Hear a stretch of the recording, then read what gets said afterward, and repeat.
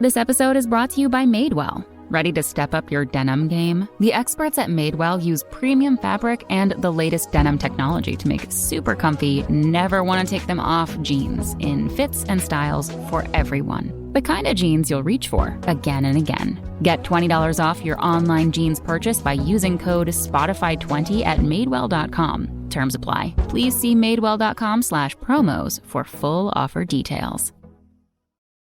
Every day can bring changes, challenges, and opportunities that can also change your personal or business financial goals and priorities. As a true partner, Sandy Spring Bank can make it all a bit easier. Someone who really listens, understands, and then creates solutions in hard times and good times. We'll always strive to be your advocate, today and every day. That's real banking for real life and real business. Visit sandyspringbank.com/real. Member FDIC.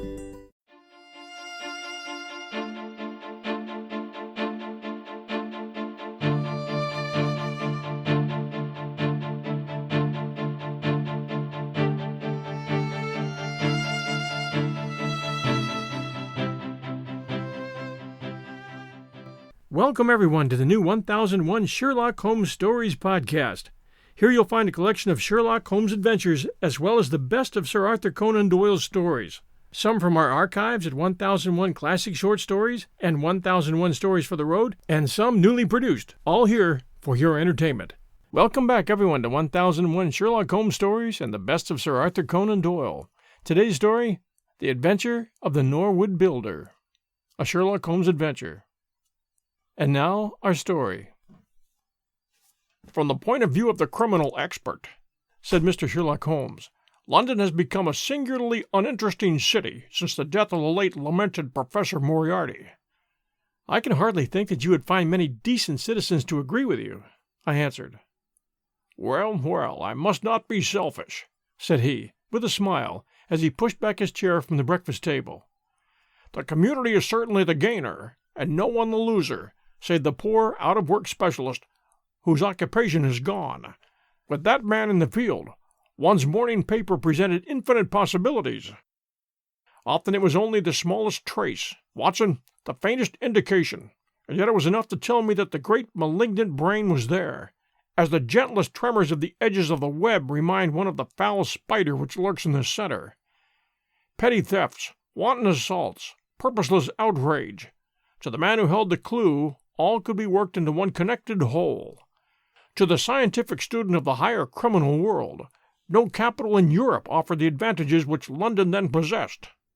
But now, he shrugged his shoulders in humorous deprecation of the state of things which he had himself done so much to produce. At the time of which I speak, Holmes had been back for some months, and I, at his request, had sold my practice and returned to share the old quarters in Baker Street.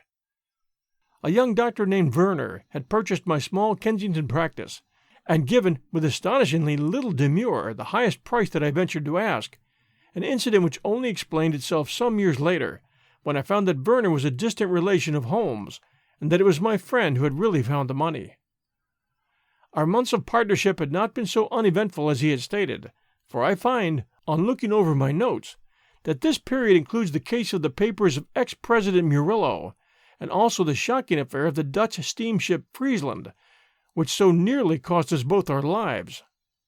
His cold and proud nature was always averse, however, from anything in the shape of public applause, and he bound me in the most stringent terms to say no further word of himself, his methods, or his successes, a prohibition which, as I have explained, has only now been removed. Mr. Sherlock Holmes was leaning back in his chair after his whimsical protest, and was unfolding his morning paper in a leisurely fashion, when our attention was arrested by a tremendous ring at the bell, followed immediately by a hollow drumming sound, as if someone were beating on the outer door with his fist.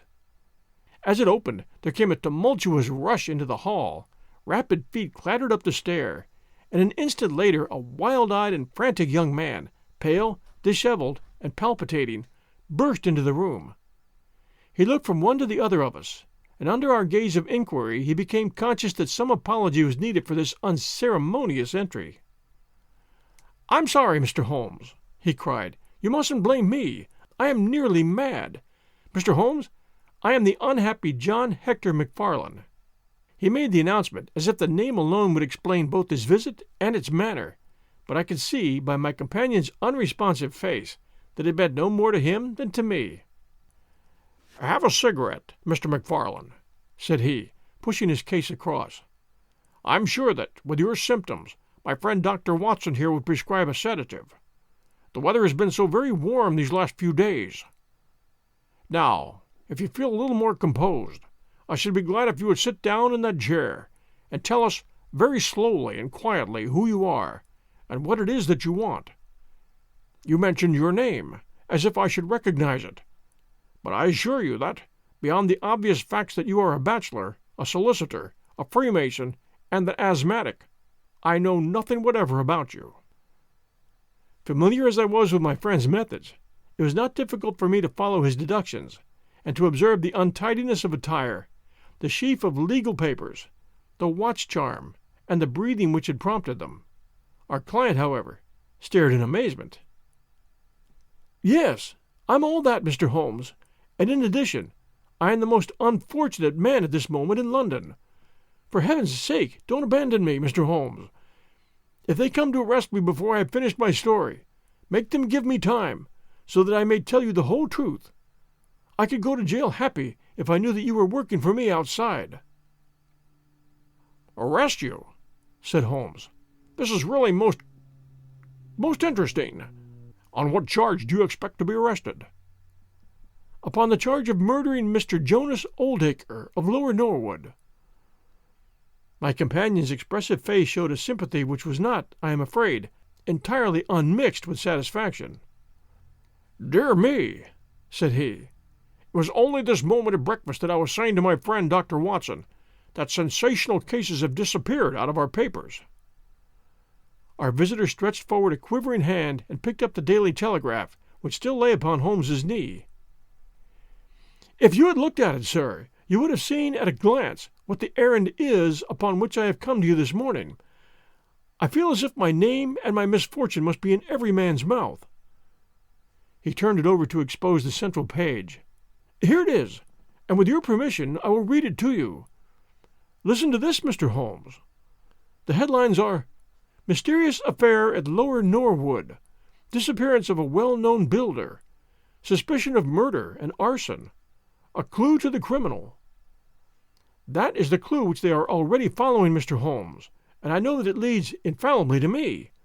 I have been followed from London Bridge Station, and I am sure that they're only waiting for the warrant to arrest me.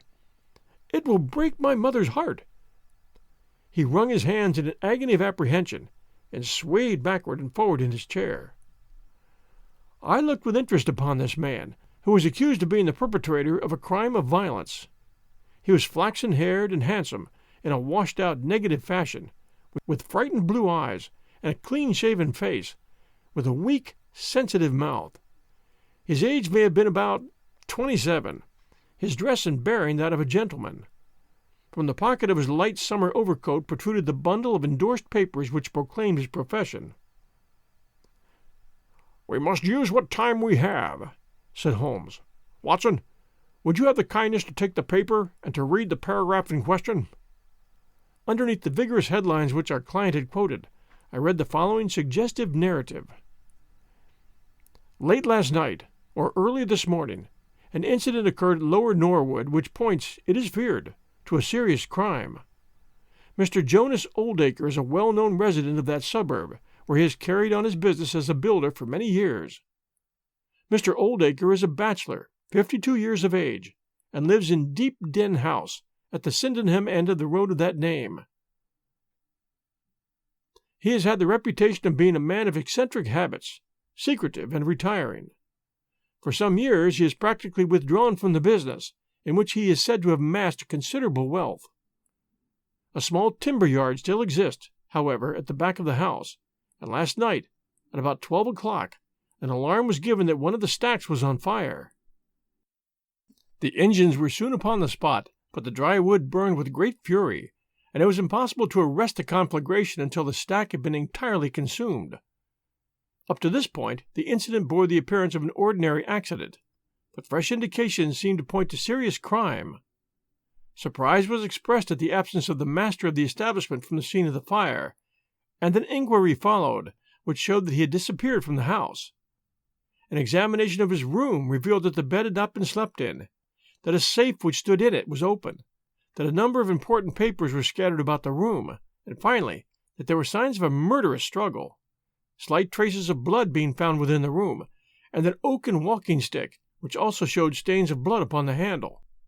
It is known that Mr. Jonas Oldacre had received a late visitor in his bedroom upon that night, and the stick found has been identified as the property of this person, who was a young London solicitor named John Hector McFarlane, junior partner of Graham and McFarlane of 426 Gresham Buildings, E.C.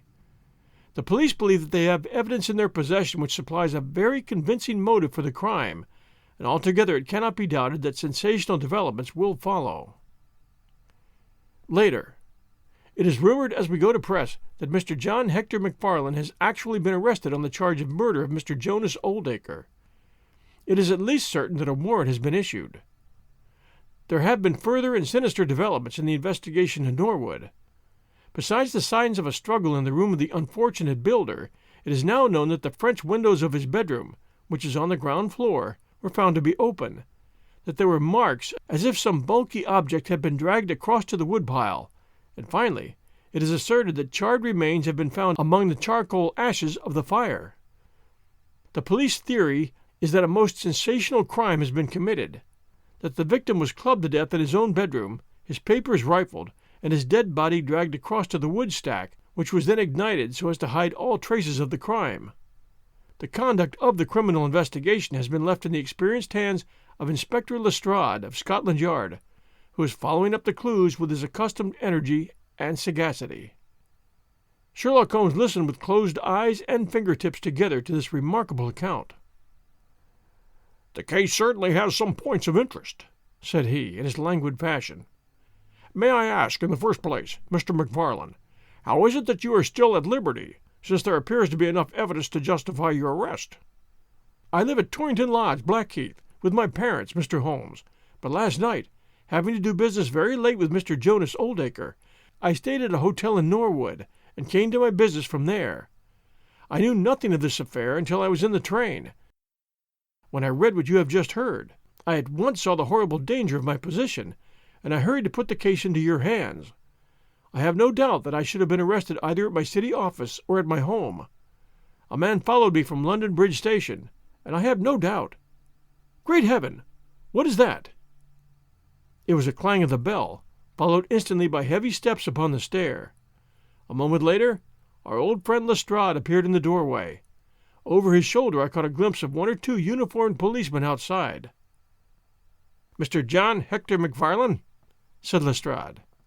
Our unfortunate client rose with a ghastly face. "I arrest you for the wilful murder of Mr. Jonas Oldacre of Lower Norwood." McFarlane turned to us with a gesture of despair, and sank into his chair once more like one who is crushed. "One moment, Lestrade," said Holmes. "Half an hour more or less can make no difference to you, and this gentleman was about to give us an account of this very interesting affair, which might aid us in clearing it up." "I think there'll be no difficulty in clearing it up," said Lestrade, grimly.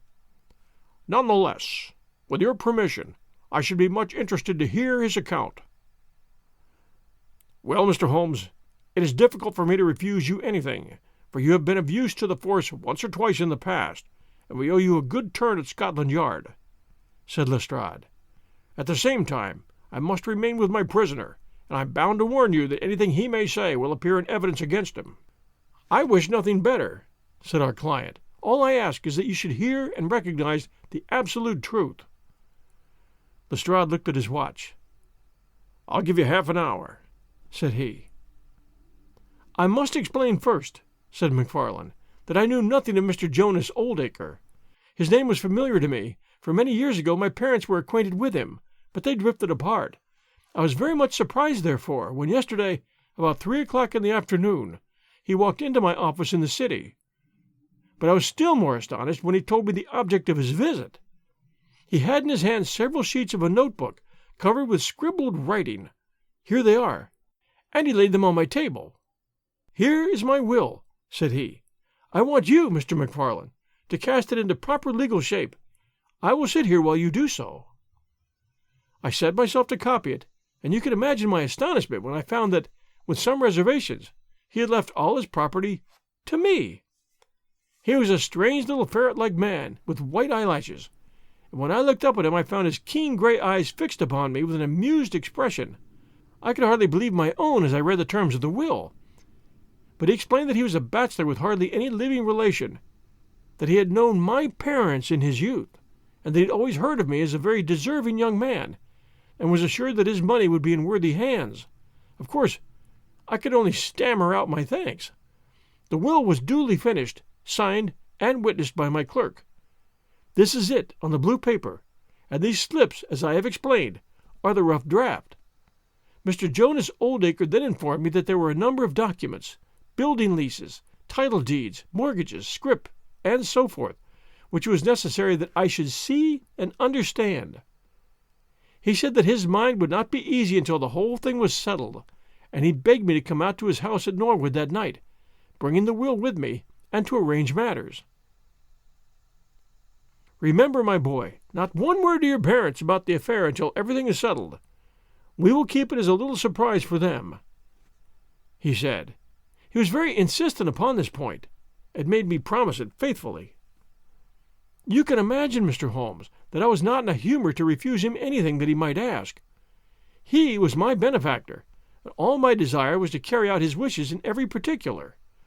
I sent a telegram home, therefore, to say that I had important business at hand, and that it was impossible for me to say how late I might be. Mr. Oldacre had told me that he would like me to have supper with him at 9, as he might not be home before that hour. I had some difficulty in finding his house, however, and it was nearly half past before I reached it. I found him— "One moment," said Holmes. "Who opened the door?" "A middle-aged woman, who was, I suppose, his housekeeper." "And it was she, I presume, who mentioned your name?" "Exactly," said McFarland. "Pray proceed." McFarland wiped his damp brow, and then continued his narrative. "I was shown by this woman into a sitting-room, where a frugal supper was laid out. Afterwards, Mr. Jonas Oldacre led me into his bedroom, in which there stood a heavy safe. This he opened and took out a mass of documents, which we went over together. It was between 11 and 12 when we finished. He remarked that he must not disturb the housekeeper. He showed me out through his own French window, which had been open all this time." "Was the blind down?" asked Holmes. "I will not be sure, but I believe that it was only half down. Yes, I remember how he pulled it up in order to swing open the window. I could not find my stick, and he said, 'Never mind, my boy, I shall see a good deal of you now, I hope, and I will keep your stick until you come back to claim it.' I left him there, the safe open, and the papers made up in packets upon the table. It was so late that I could not get back to Blackheath, so I spent the night at the Annerley Arms, and I knew nothing more until I read of this horrible affair in the morning." "Is there anything more you want to ask, Mr. Holmes?" said Lestrade, whose eyebrows had gone up once or twice during this remarkable explanation. "Not until I've been to Blackheath." "You mean to Norwood?" said Lestrade. "Oh, yes, no doubt that is what I must have meant," said Holmes, with his enigmatical smile. Lestrade had learned more by experiences than he would care to acknowledge, that Holmes's brain could cut through that which was impenetrable to him. I saw him look curiously at my companion. "I think I should like to have a word with you presently, Mr. Sherlock Holmes," said he. "Now, Mr. McFarland, 2 of my constables are at the door, and there is a 4-wheeler waiting." The wretched young man arose, and with a last beseeching glance at us, walked from the room. The officers conducted him to the cab, but Lestrade remained. Holmes had picked up the pages which formed the rough draft of the will, and was looking at them with the keenest interest upon his face. "There are some points about that document, Lestrade, are there not?" said he, pushing them over.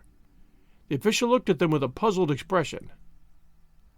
"I can read the first few lines, and these in the middle of the second page, and 1 or 2 at the end. Those are as clear as print," said he. "But the writing in between is very bad, and there are 3 places where I cannot read it at all." "What do you make of that?" said Holmes. "Well, what do you make of it?" that it was written in a train. The good writing represents stations, the bad writing movement, and the very bad writing passing over points. A scientific expert would pronounce at once that this was drawn up on a suburban line, since nowhere save in the immediate vicinity of a great city could there be so quick a succession of points. Granting that his whole journey was occupied in drawing up the will, then the train was an express, only stopping once between Norwood and London Bridge. Lestrade began to laugh. You are too many for me when you begin to get your theories, Mr. Holmes, said he. How does this bear on the case? Well, it corroborates the young man's story to the extent that the will was drawn up by Jonas Oldacre in his journey yesterday. It is curious, is it not, that a man should draw up so important a document in so haphazard a fashion. It suggests that he did not think it was going to be of much practical importance. If a man drew up a will which he did not intend ever to be effective, he might do it so. Well, he drew up his own death warrant at the same time, said Lestrade. Oh, you think so? Don't you? Well, it is quite possible, but the case is not clear to me yet. We'll return to the adventure of the Norwood builder right after these sponsor messages. Hi, everyone. Well, things are finally getting back to normal. I'm catching up with old friends, like Tom up in New York, my sister in Philadelphia, Bill in Wyoming, and Quincy, Howie, and Tantrum, and lots of other special characters in the land of minutia. And we've been blasting slugs as we pass through different levels at Best Fiends. Best Fiends is my best stress reliever and my old friend, and it sends me new challenges every time I play it. I'm in level 80 now, and it's full of canyons and caverns. It looks like southern Utah. I'm throwing everything I've got, bombs, rockets, at these slugs. When I blast this last one, it'll feel like a day at the beach. There's thousands of new puzzles to solve, and something new every day with this game. Download the 5-star rated puzzle game, Best Fiends, free today on the App Store or Google Play. That's Friends without the R. Best Fiends, F-I-E-N-D-S. Give Best Fiends a try, and you'll be glad you did.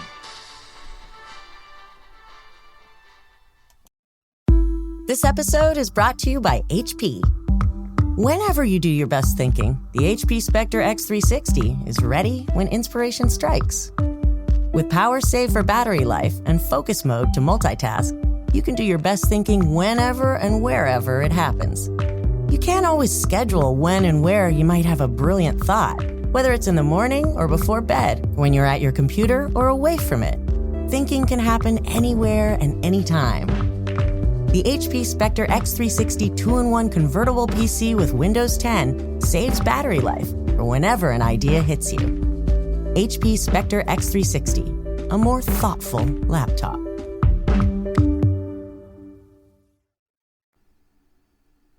And now, back to our story. Not clear? Well, if that isn't clear, what could be clearer? Here's a young man who learns suddenly that if an older man dies, he'll succeed to a fortune. What does he do?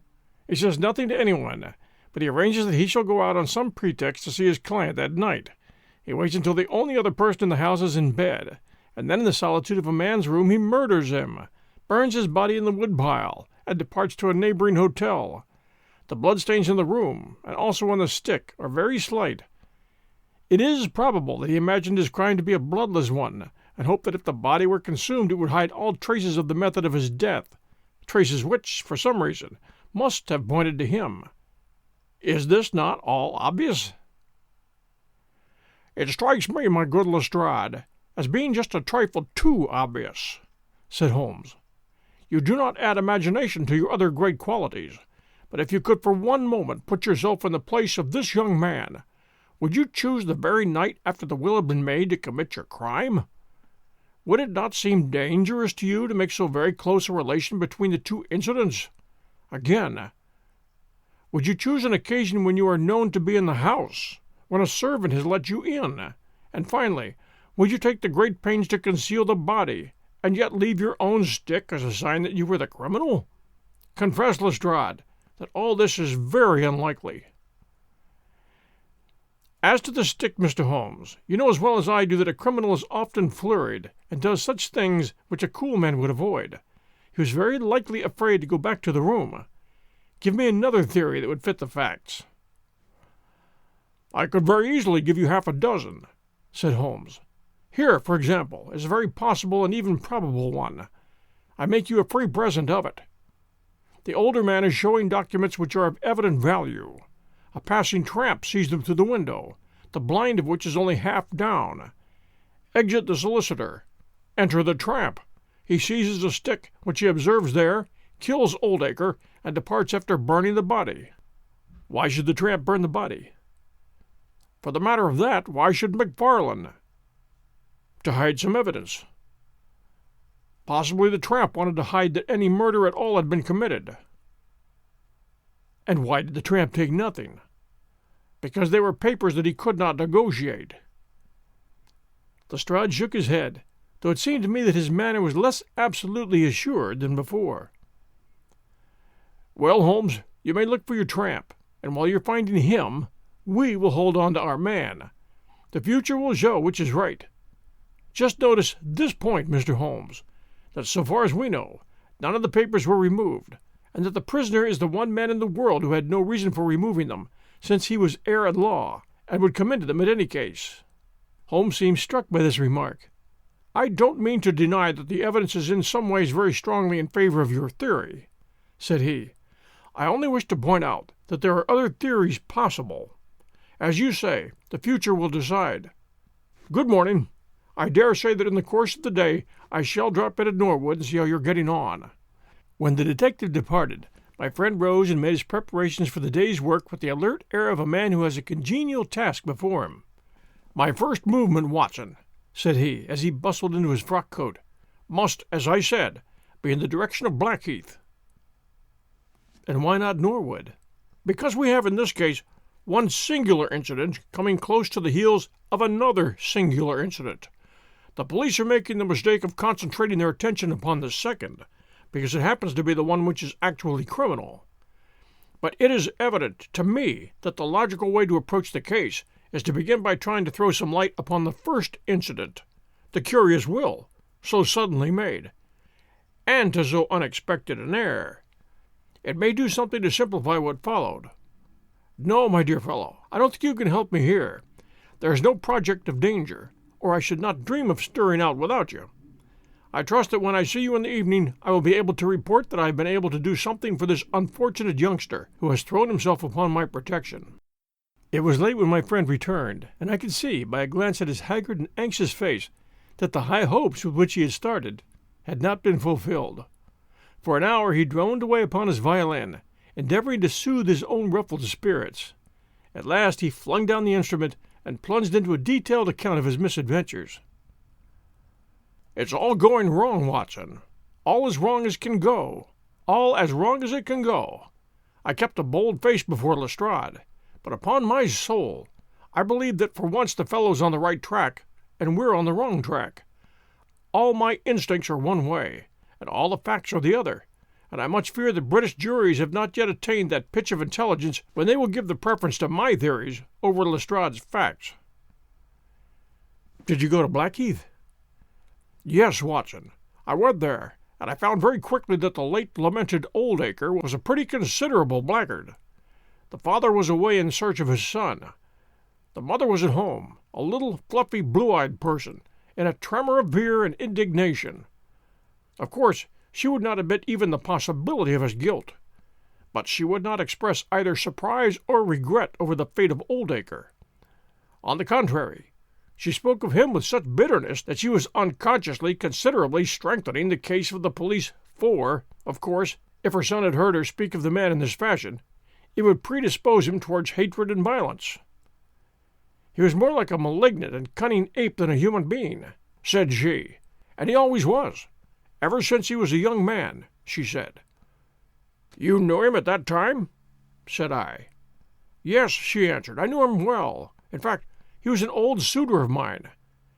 Thank heaven that I had the sense to turn away from him and marry a better, if poorer man. I was engaged to him, Mr. Holmes, when I heard a shocking story of how he had turned a cat loose in an aviary, and I was so horrified at his brutal cruelty that I'd have nothing more to do with him. She rummaged in a bureau, and presently she produced a photograph of a woman. shamefully defaced and mutilated with a knife. That is my own photograph, she told me. He sent it to me in that state, with his curse, upon my wedding morning. Well, said I, at least he has forgiven you now, since he's left all his property to your son. Neither my son nor I want anything from Jonas Oldacre, dead or alive, she cried, with a proper spirit.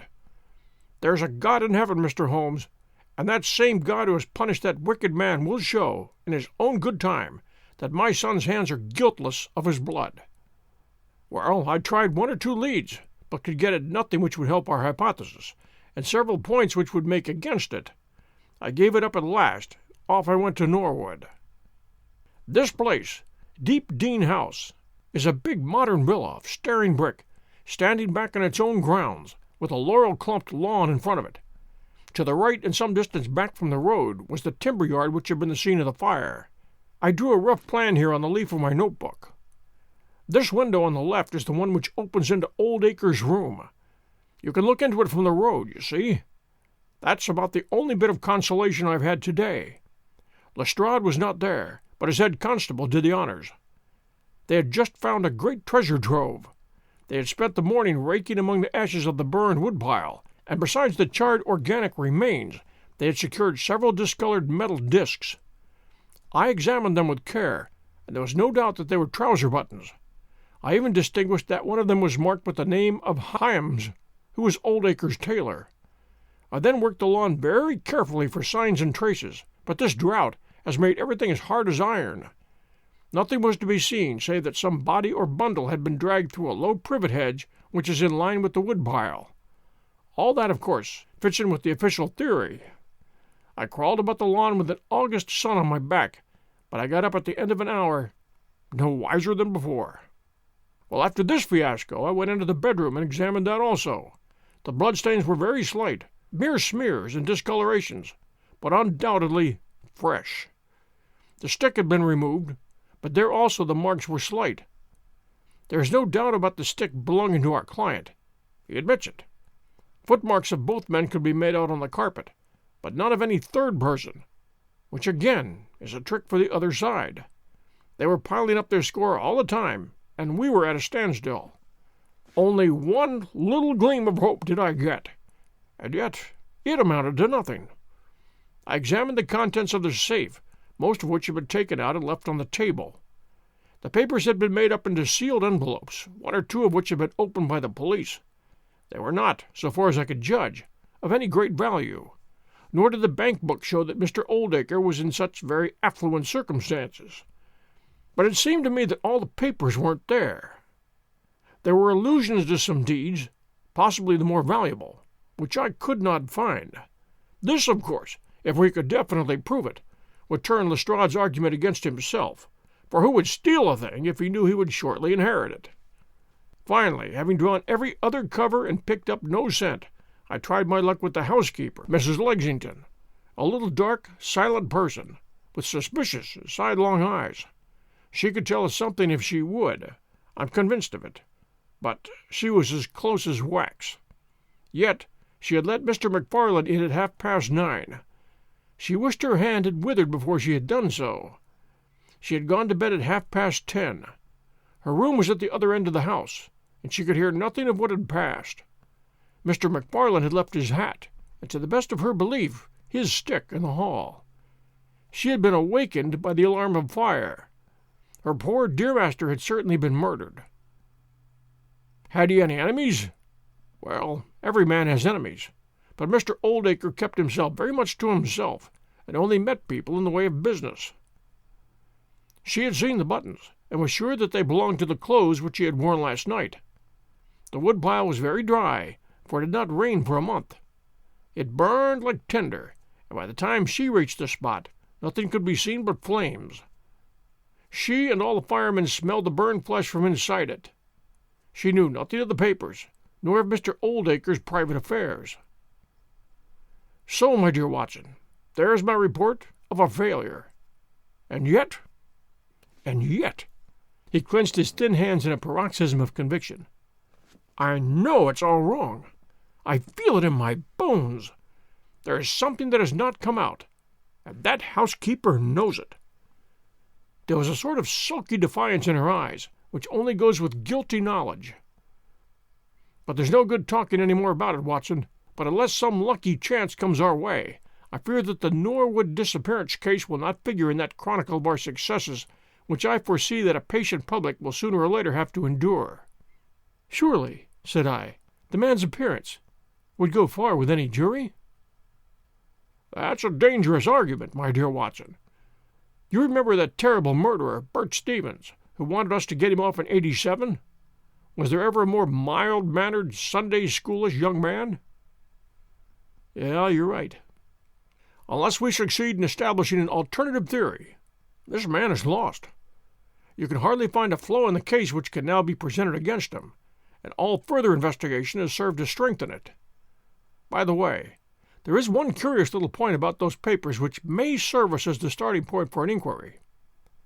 On looking over the bank book, I found that the low state of balance is principally due to large checks which have been made out during the last year to a Mr. Cornelius. I confess that I should be interested to know who this Mr. Cornelius may be, with whom a retired builder has such very large transactions. Is it possible that he has a hand in the affair? Cornelius might be a broker, but we have found no scrip to correspond with these large payments. Failing any other indication, my researches must now take the direction of an inquiry at the bank for the gentleman who has cashed these checks. But I fear, my dear fellow, that our case will end ingloriously by Lestrade hanging our client, which will certainly be a triumph for Scotland Yard." I do not know how far Sherlock Holmes took any sleep that night, but when I came down to breakfast I found him pale and harassed, his bright eyes the brighter for the dark shadows round them. The carpet round his chair was littered with cigarette ends and with the early editions of the morning papers. An open telegram lay upon the table. "What do you think of this, Watson?" he asked, tossing it across. It was from Norwood, and ran as follows: "Important fresh evidence to hand. McFarlane's guilt definitely established. Advise you to abandon case. Signed, Lestrade." "This sounds serious," said I. "Oh, it's Lestrade's little cockadoodle of a victory," Holmes answered, with a bitter smile. "And yet it may be premature to abandon the case. After all, important fresh evidence is a two-edged thing, and may possibly cut in a very different direction to that which Lestrade imagines. Take your breakfast, Watson, and we'll go out together and see what we can do. I feel as if I shall need your company and your moral support today." My friend had no breakfast himself, for it was one of his peculiarities that in his more intense moments he would permit himself no food, and I have known him presume upon his iron strength until he has fainted purely from lack of eating. "At present I cannot spare energy and serve force for digestion," he would say in answer to my medical remonstrances. I wasn't surprised, therefore, when this morning he left his untouched meal behind him and started with me for Norwood. A crowd of morbid sightseers were still gathered round Deep Dean House, which was just such a suburban villa as I had pictured. Within the gates Lestrade met us, his face flushed with victory, his manner grossly triumphant. "Well, Mr. Holmes, have you proved us to be wrong yet? Have you found your tramp?" he cried. "I have formed no conclusion whatever," my companion answered. "But we formed ours yesterday, and now it proves to be correct, so you must acknowledge that we've been a little in front of you this time, Mr. Holmes." "You certainly have the air of something unusual having occurred," said Holmes. Lestrade laughed loudly at that. "You don't like being beaten any more than the rest of us do," said he. "A man can't expect always to have his own way, can he, Dr. Watson? Step this way, if you please, gentlemen, and I think I can convince you once and for all that it was John McFarlane who did this crime." He led us through the passage and out into a dark hall beyond. "This is where young McFarlane must have come out to get his hat after the crime was done," said he. "Now look at this." With dramatic suddenness he struck a match, and by its light exposed a stain of blood upon the whitewashed wall. As he held the match nearer, I saw that it was more than a stain. It was the well-marked print of a thumb. "Look at that with your magnifying glass, Mr. Holmes." "Yes, I'm doing so." "You are aware that no two thumb marks are alike?" "I have heard something of the kind." Well then, will you please compare that print with this wax impression of young McFarland's right thumb, taken by my orders this morning?" As he held the waxen print close to the bloodstain, it did not take a magnifying glass to see that the two were undoubtedly from the same thumb. It was evident to me that our unfortunate client was lost. "That is final," said Lestrade. "Yes, it looks final," I involuntarily echoed. "Agreed. It is final," said Holmes. Something in his tone caught my ear, and I turned to look at him. An extraordinary change had come over his face. It was writhing with inward merriment. His two eyes were shining like stars. It seemed to me that he was making desperate efforts to restrain a convulsive attack of laughter. "Dear me," he said at last. "Well now, who would have thought it? And how deceptive appearances may be, to be sure.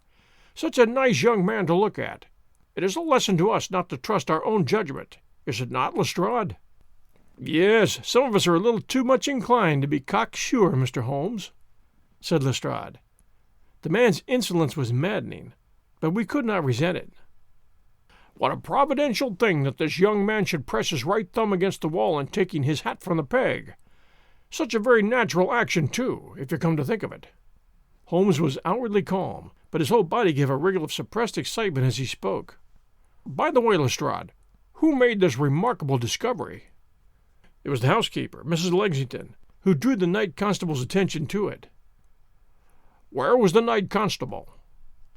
"He remained on guard in the bedroom where the crime was committed, so as to see that nothing was touched."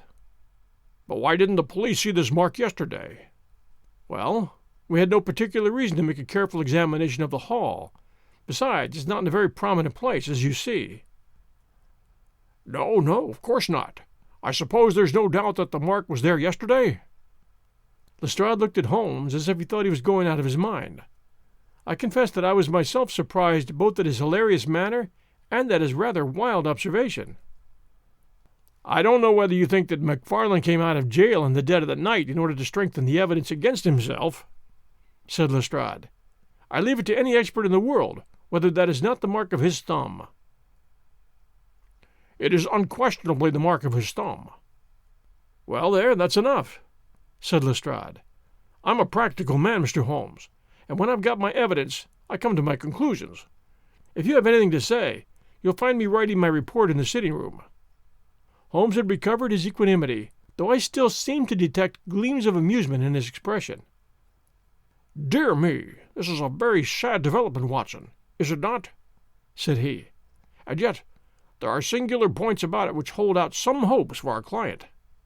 "I'm delighted to hear it," said I, heartily. "I was afraid it was all up with him." "I would hardly go so far as to say that, my dear Watson. The fact is that there is one really serious flaw in this evidence to which our friend attaches so much importance." "Indeed, Holmes, what is it?" "Only this, that I know that mark was not there when I examined the hall yesterday. And now, Watson, let us have a little stroll round in the sunshine." With a confused brain, but with a heart into which some warmth of hope was returning, I accompanied my friend in a walk around the garden. Holmes took each face of the house in turn, and examined it with great interest.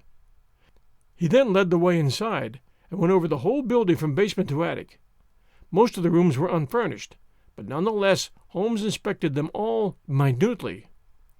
Finally, finally on the top corridor, which ran outside 3 untenanted bedrooms, he again was seized with a spasm of merriment. "There are really some very unique features about this case, Watson," said he. "I think it's time now we took our friend Lestrade into our confidence. He has had this little smile at our expense, and perhaps we may do as much by him, if my reading of this problem proves to be correct. Yes, I think I see how we should approach it." The Scotland Yard inspector was still writing in the parlor when Holmes interrupted him. "I understood that you were writing a report of this case," said he.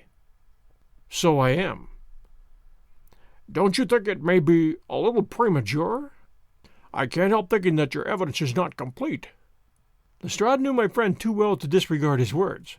He laid down his pen and looked earnestly at him. "What do you mean, Holmes?"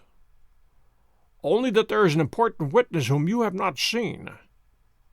"Can you produce him?" "I think I can." "Then do so." "I will do my best. How many constables have you?" "There are 3 within call." "Excellent," said Holmes. "May I ask if they were all large, able-bodied men with powerful voices?" "I have no doubt they are, though I fail to see what their voices have to do with it." "Perhaps I can help you to see that, and 1 or 2 other things as well," said Holmes. "Kindly summon your men, and I will try." 5 minutes later, 3 policemen had assembled in the hall.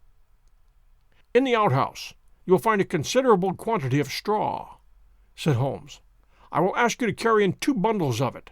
I think it will be of the greatest assistance in producing the witness whom I require." "Thank you very much. I believe you have some matches in your pocket, Watson. Now, Mr. Lestrade, I will ask you all to accompany me to the top landing." As I have said, there was a broad corridor there, which ran outside 3 empty bedrooms.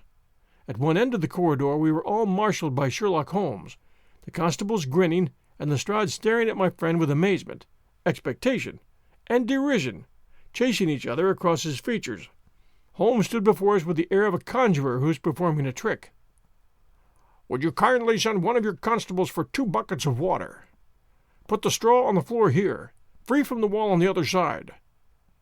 Now, I think that we're all ready." Lestrade's face began to grow red and angry. "I don't know whether you're playing a game with us or not, Holmes," said he. "If you know anything, you can surely say it without all this tomfoolery." "I assure you, my good Lestrade, that I have an excellent reason for everything I'm doing.